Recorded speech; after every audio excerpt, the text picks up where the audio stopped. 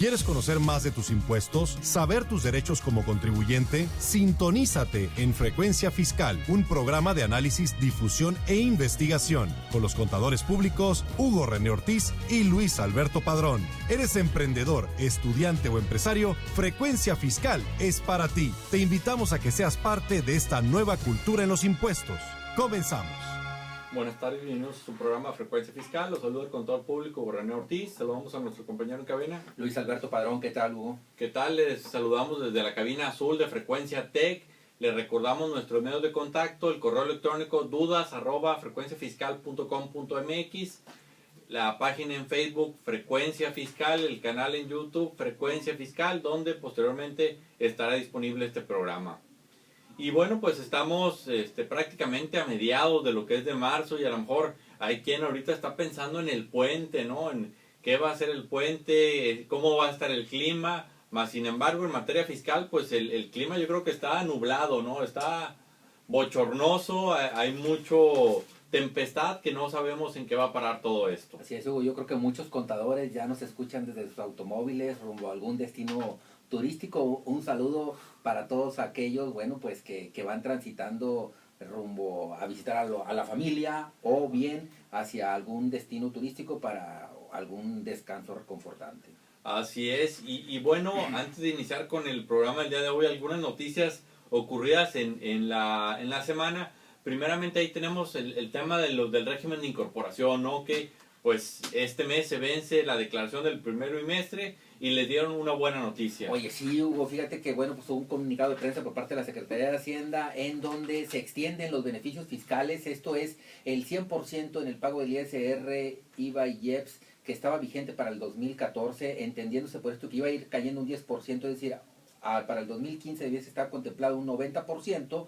Bueno, pues se extienden los beneficios y por todo el 2015 estarán en oferta, Hugo. El ISR, un descuento del 100%, y en el caso del IVA, bueno, pues se causará solamente cuando se traslade a algún contribuyente en particular. Fíjate, también hay unas declaraciones por parte del jefe del SAT, Aristóteles Núñez, Hugo, donde, bueno, pues se mantiene la meta, refieren, de que, bueno, pues alcanzar hasta 5 millones de mexicanos en el régimen de incorporación, lo cual, Hugo, yo creo que esto fue una causal de eso, es decir, solamente lograron captar 899,000 contribuyentes en el primer año, entonces la meta se va a quedar muy abajo. Hablan, Hugo, de que contribuyentes combinados en la informalidad que estuviesen son 13 millones, serían 5 millones de patrones, ¿verdad? Y un rango entre 2 a 3 trabajadores por micro changarro, Hugo, que daría la suma por ahí de los 13 millones de personas que, insisto, yo veo muy difícil que se logre la meta de incorporarlos a la economía formal.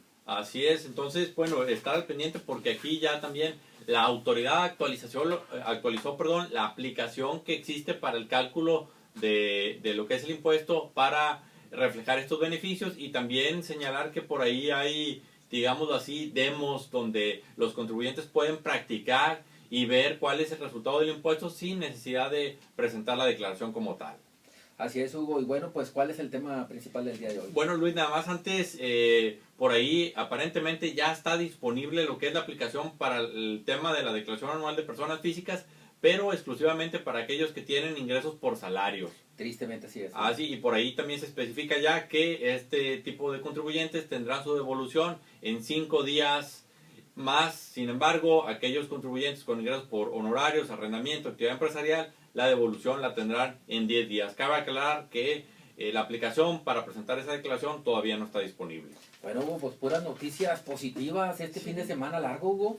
Así es, y bueno, esperemos que esto continúe así, porque el tema del día de hoy lo titulamos Declaración Anual Personas Morales, pequeños cambios pero muy trascendentales. Y ahorita vamos a ver por qué es todo esto trascendente, porque hasta esta declaración anual es cuando algunos contribuyentes van a sentir en su bolsillo el tema de la reforma fiscal, que por ahí hasta la declaración anual se reflejan algunos efectos. Ya veíamos que para personas físicas también van a tener algún efecto. Hoy nos toca abordar el tema de personas morales. Así es, primeramente hacer énfasis en el tema de ingresos, ¿no?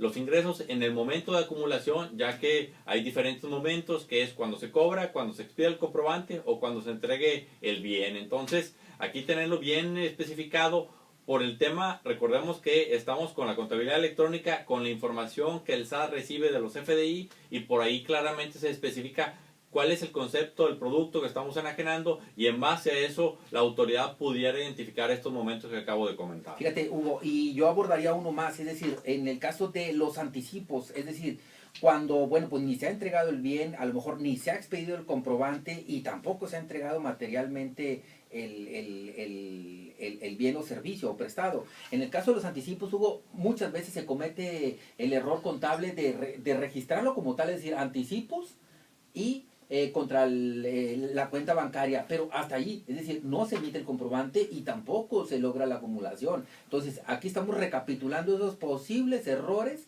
Lo que nosotros recomendamos, Hugo, sácate una balanza de comprobación acumulada a 12 meses, es decir, que en el cargo y abono aparezcan los 12 meses del año. Así es. Y a nivel analítico, ahí vas a ver las posibles inconsistencias, por ejemplo, saldos antiguos que durante todo el año no tuvieron movimientos. Bueno, pues hay que prestarle atención a dichas partidas. Luis, y esto que comentas de anticipos también es muy común, porque en ocasiones existe un depósito de parte quizás de clientes, pero no se tiene identificado quién es, entonces a lo mejor por práctica se manda directamente a la cuenta de anticipos, siendo que esto no es así. Entonces, todo ese tipo de implicaciones ahora resultan más relevantes porque, insisto, la autoridad con el tema de la factura electrónica detecta todo ese tipo de conceptos. Ahora, Hugo, nos estamos siguiendo al efectivo, que es la manera tradicional de extinguir obligaciones, pero hay maneras adicionales, como puede ser la permuta, es decir, a través de la entrega de algún bien, a través de la contraprestación de algún servicio, Así es. a través de algún crédito, o incluso, dice la autoridad, de cualquier otro tipo, cuestiones de figuras novedosas,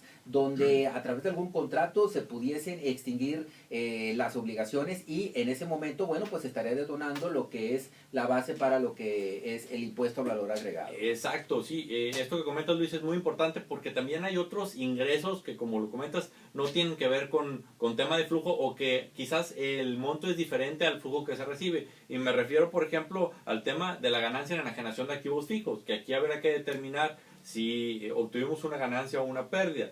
También estaría el tema de la recuperación de seguros. En el caso de que hubo algún siniestro, la compañía aseguradora asume la responsabilidad y paga una determinada cantidad a la empresa. Bueno, aquí hay que tener o distinguir qué fue lo que se recibió, porque en ocasiones también ahí incluye la enajenación del vehículo. Es cierto, Hugo, ahorita nos hemos estado refiriendo a los ingresos de personas morales del régimen general de ley, pero también tenemos personas morales.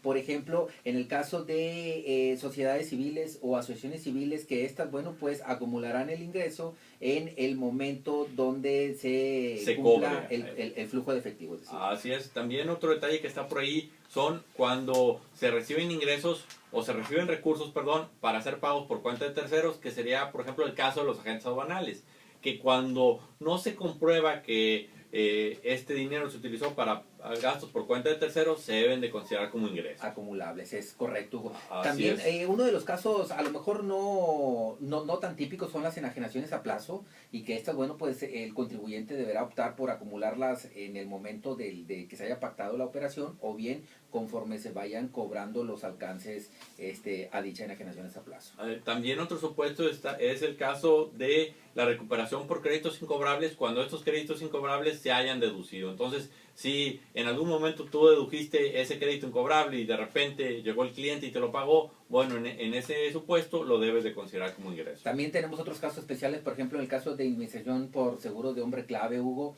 Y una de las partidas que causa grandes dolores de cabeza, Hugo, es el ingreso acumulable por ajuste anual por inflación. Es decir, en donde el promedio de deudas es mayor al promedio de créditos. Y esto muchas de las veces hasta el final del año andamos abordando ese tema, Hugo, y grandes dolores de cabeza causa al contador y máxime al empresario. Entonces, este ajuste anual por inflación en aquellas empresas que traen un promedio alto de deudas concentradas, bueno, pues deberán proyectar un ajuste anual por inflación acumulable bastante importante y relevante. Y esto es bastante trascendente. ¿Por qué?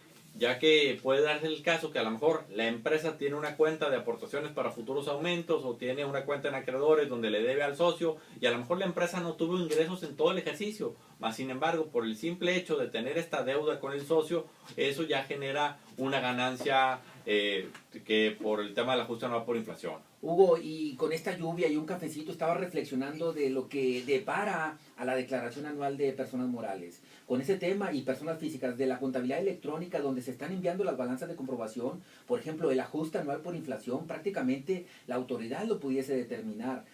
Tus estados financieros se pudiesen determinar, es decir, tu declaración anual se pudiese proyectar en base a la información que mensualmente estarías otorgando a la autoridad. Es decir, a lo mejor en un par de años la declaración anual prácticamente desaparecería y lo único que te estarían exigiendo sería el anexo de la conciliación contable fiscal y nada más y algunos datos informativos de CUFIN, CUCA, etcétera, ¿no? Y por ejemplo, otra situación que se presenta con esto que comentas es el tema del coeficiente de utilidad. ¿Qué es el coeficiente de utilidad? Bueno, si lo vemos en temas financieros, es una razón de rentabilidad, es decir, por cada peso que vendo, ¿cuánto me queda de utilidad? Esto lo vamos a determinar en la declaración anual, pero con la información que bien Luis acaba de comentar, que vamos a entregar de manera mensual, la autoridad va a poder estar calculando este coeficiente de utilidad de manera mensual. Entonces, si, por ejemplo, tú no tuviste la precaución de registrar bien tus inventarios, de hacer bien los registros contables, bueno, pues te va a dar un rendimiento, una rentabilidad diferente quizás a lo que tenías en tu declaración anual. Y seguramente la autoridad, si ve un brinco importante en este comportamiento, es algo que le llamará la atención. Es correcto, y hay que recordar para el 2014, bueno, pues la deducción inmediata de inversiones, pues prácticamente ya no está vigente para este año 2014 y obviamente 2015 y subsecuentes. Sí, también tener en cuenta, en el caso de los gastos que vamos a empezar a ver, el tema de las deducciones, temas, por ejemplo, la nómina, ¿no? La nómina que son los ingresos exentos para el trabajador, que son deducibles para la persona moral que los paga. Bueno, a partir del 2014 es una deducción que es parcial, ¿no? Entonces, primeramente reconocer ese efecto en tus deducciones. El segundo efecto también importante es el impacto que va a tener a la hora que calcules tu CUFIN. ¿Por qué? Porque ese parte de las erogaciones relacionadas con nómina que vas a considerar no deducibles va a entrar para la cuestión de la CUFIN, que posteriormente las empresas que paguen dividendos ahí también les va a afectar, ¿no? Yo recomendaría, Hugo, ahí en lo que es la declaración anual, bueno, pues descargues del repositorio de SAT todos los CFDIs timbrados de nómina. Y bueno, pues ahorita con los sistemas tan potentes, bueno, pues se pueden descargar y hacer la sumatoria correspondiente para saber cuánto es lo que está depositado y reportado ante la autoridad y cuánto es lo que estamos registrando contablemente. Porque ya mencionábamos en programas anteriores donde abordábamos de que el catálogo de cuentas estaba mal clasificado y se pudiese estar reportando de manera indebida informaciones, por ejemplo, Hugo, en el caso de estos ingresos exentos que muchos les está pasando de noche esa partida. Dentro del portal del SAT, dentro del apartado de las declaraciones anuales, bueno, pues viene un campo donde dice, bueno, ¿cuáles son los ingresos exentos del trabajador? Y dime si vas a ser deducible el 47% o el 53%, dependiendo de si los ingresos o las prestaciones de previsión social y demás disminuyeron o no. Así es, sí, porque también es otro punto importante que pues ya la plataforma de la presentación de la declaración anual cambió completamente, que parecería que esto es más amigable en cuanto a la vista a la hora de ver la información. Está plenamente segregado lo que son operaciones con partes no relacionadas y operaciones con partes relacionadas. Pero creo que, Luis, hay un detalle importante de comentar, que es la cuestión de que todo esto lo puedes hacer en línea. Entonces, si nos esperamos hasta el día último, la página del SAT seguramente se va a saturar y vas a tener dificultades para enviar tu declaración. Entonces, fíjate que sí, nosotros ya hemos interactuado con la página y totalmente amigable, es decir, ya no hay un acuse de envío y luego que recuperar ya el acuse de recepción, es decir, en una sola acción, bueno, se emite y bueno, pues ya va a quedar resguardado en la base de datos de la autoridad todo lo que es el apartado de anexos de la declaración anual, por lo que ya no habrá problemas de que, oye, el contador la generó y solo me envió el acuse de recepción y dónde está, bueno, pues todo el contenido correspondiente. Esto ya va a estar por ahí en la nube, en el repositorio del SAT. Así es. Y bueno, siguiendo con el tema de las deducciones, un punto importante es el tema de los requisitos, ¿no? Porque ahorita no nada más es tener el famoso CFDI, el comprobante, hay que ver que cumplan con los requisitos, y requisitos van desde el tema de la forma de pago, que se haya hecho con cheque, con transferencia, dependiendo del monto. En el caso de los gastos de viaje, que pues haya una relación de subordinación, que sea empleado o que preste servicios profesionales. También, por ejemplo, ahí está los 3 diferentes conceptos que se pueden deducir en el tema de gastos de viaje, que hablamos de alimentación, transporte y hospedaje. Entonces, todo este tipo de cuestiones hay que ponerle mucho ojo. Y las limitantes, ¿no? Así que trae es. allí diarias y demás. Fíjate, Hugo, y otro de los requisitos que ahorita abordabas, el tema de la nómina. Bueno, pues aparte de que esté timbrada y que tengas el CFDI correspondiente, bueno, pues que las retenciones correspondientes se hayan enterado, que le hayas realizado el cálculo anual a cada uno de los trabajadores si les correspondía, y que también los hayas registrado al RFC. No se vale, estimado escucha, que a través de algún software Sí, le que generes la precalcules la homoclave, ¿verdad? homoclave, ¿Por qué? así es. Porque no va a estar generado en lo que es el apartado de la autoridad. Fíjate, Hugo, y una de las partes medulares e importantes es en el caso del, como ahorita te referías, de las deducciones. ¿Qué pasa con las deducciones, por ejemplo, donde estás involucrando personas físicas, o estás involucrando sociedades civiles, o estás involucrando personas de fletes? ¿Qué pasa con esas deducciones? Que si bien las provisionaste para efectos contables, bueno, pues fiscalmente está condicionada su deducción hasta el momento del pago. Es decir, será una deducción contable, no fiscal. Hay que tener mucho cuidado con eso. Y bueno, aquí también, esto que comentas, Luis, es entonces irnos al 2013 y ver si este tipo de gastos los dejé pendientes por ahí, para darles ahora el tema de deducción fiscal no contable. Así es, sí. Para diciembre del 2014 los estás penalizando, bueno, pues deberás de premiar aquellos gastos con fecha del 2013 que se pagaron en el 2014, que provienen de personas físicas y sociedades o asociaciones civiles. Y otra vez haciendo énfasis en el tema de tecnológico, la información que tiene la autoridad, en este caso hablaremos de lo que son las cuotas de IMSS, ¿no? Las liquidaciones, que recordemos que en la liquidación parte es patronal, parte es obrero. Actualmente ya las liquidaciones nos separan cuánto es de cada uno, entonces al final del año hacer la comparativa y ver que lo patronal de todo el ejercicio coincida con lo que tenemos en gastos. Hugo, y otra vez, el CFDI, es decir, el XML correspondiente, que hay que descargarlo de la plataforma del Seguro Social del CIPARE, es decir, ya está timbrado allí. Tenemos casos documentados donde ciertos contribuyentes nada más les arroja el segundo semestre, hay contribuyentes donde están disponibles todo el año, algunos timbrados apenas de manera reciente. Sí. El portal del Infonavit ya también ha hecho lo propio, el impuesto sobre nóminas también hay que entrar a la tesorería del estado correspondiente para poder recuperar lo XML. Y bueno, ahorita que mencionas esto del Infonavit, también nos han reportado algunos contribuyentes que las aplicaciones de la generación del CFDI o el tema de la regularización de adeudos se está batallando. Entonces, esperemos que las autoridades del Infonavit nos estén escuchando para efectos de que tomen cartas en el asunto. Hubo puntos finos 2013 respecto de 2014. Estamos hablando de la declaración anual. Vales de despensa. Oye, a lo mejor traes el rubro por ahí en la contabilidad, pero ¿qué pasa? No provinieron de monederos electrónicos autorizados por el SAT.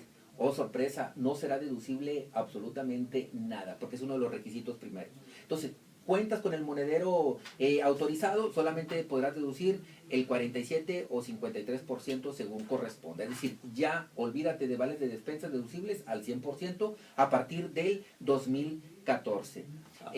Consumos locales en restaurante, Hugo, partíamos de 2013 el 12.5%, 2014 8.5%. Así es. Inversiones en automóviles 175,000 pesos, y para 2014 130,000 pesos. Y ahorita que hablas del caso de automóviles, también recordar que el accesorio sigue la suerte del principal. Entonces el tema de seguros, el tema de gasolina, de mantenimiento de ese tipo de automóviles, bueno, van a ser deducibles en la misma proporción en que el automóvil es deducible. Entonces, mucho cuidado con todo esto, porque insistimos, la autoridad con el tema del CFDI conoce los conceptos que estás manejando. Entonces, no es algo que puedas dejar de manera arbitraria.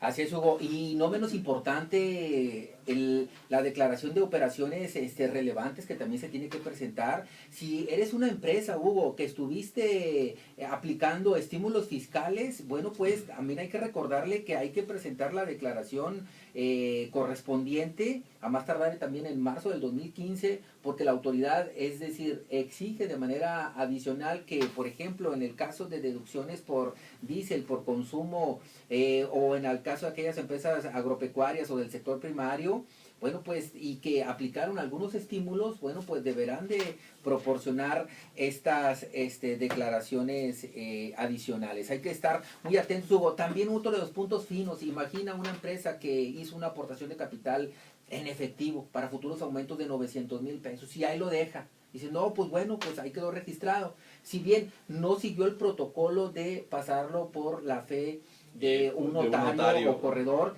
y bueno, pues ahí la autoridad dice, hey, y tampoco cumpliste con presentar la declaración informativa porque esta rebasaba los 600,000 pesos en efectivo, pues a todas luces estás violentando el dispositivo jurídico y la autoridad esas partidas te las será acumulables para efecto de ISR. Es decir, hay que tener mucho cuidado con todo el protocolo que está exigiendo la autoridad. Así es, y bueno, todo esto nos va a dar como resultado que quizás en algunos casos pudiera ser que el impuesto que nos resulte sea mayor que el año pasado, incluso si la empresa tuvo una utilidad menor, por todos estos comportamientos nuevos que quizás algo muy sutil, que era el tema de los restaurantes, que comentabas ahí, la disminución de la proporción, el tema de la nómina, el tema de los autos, todo ese tipo de... Exacto, vamos sumando y al final del día puede ocasionar que pagues un impuesto, insisto, mayor o igual que el año pasado con ingresos menores, con utilidad menor, perdón.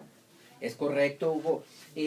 Bueno, pues esos son prácticamente los datos más relevantes. Hay que recordar, Hugo, que si la declaración no se presenta más tardar este 31 de marzo, bueno, pues la autoridad ya se pronunció a través de sus voceros y bueno, pues lo que van a hacer igual que en años anteriores es enviar invitaciones exhortando a los contribuyentes al cumplimiento, aunque sea extemporáneo, y posteriormente, bueno, pues ya implicará un requerimiento y una sanción que va desde los 1,200 a los 12,000 pesos para aquellos contribuyentes que, bueno, pues los encuentren con la declaración no presentada de manera oportuna. Hay que recordar que el Seguro Social, el Infonavit y el SAT prácticamente ya están notificando por exhortos a través del buzón tributario, entonces, por estrados, perdón, y bueno, pues hay que tener mucho cuidado con esto, ¿no? ¿Por qué? Porque te esperabas al documento físico y a lo mejor ese mismo día reaccionabas y tumbabas la multa correspondiente. Hoy en día, bueno, pues las autoridades ya tienen la facultad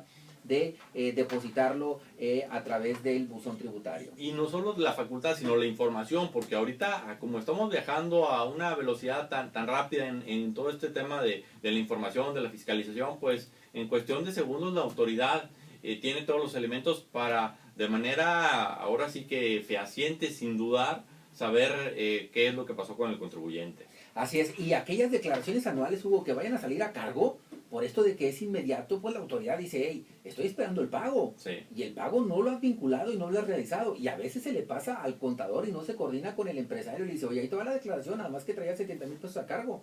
Y oye, nada más que trae fecha máxima de pago el 31 de marzo del 2015. Y a veces guarda el sueño profundo y no se termina por pagar esas cantidades. Y la autoridad sabe que ese casillero no está cumplimentado y bueno, pues te va a exigir esas cantidades ahí con las multas y accesorios correspondientes. Y bueno, también esto relacionarlo con la cuestión de la contabilidad electrónica, la balanza que se va a enviar ahora a partir de abril, que quizás sería oportunidad de, pues como tú decías, hacer una limpieza en la casa, depurar las cuentas y que pues se vaya, entre comillas, lo mejor posible la información para el anual y que eso sea una buena base para la información que se presentará de la balanza de comprobación. Sí, definitivamente, Hugo, yo creo que hay que hacer esa depuración de cuentas que estaban allí antiguas, esos saldos que ya no correspondían, deudores diversos, en el caso de préstamos a trabajadores, que por ahí estaban esas partidas y sin movimiento alguno, algunas adquisiciones que se realizaban y que no se determinaban por pagar, activos fijos, Hugo, que la factura de venta, bueno, pues se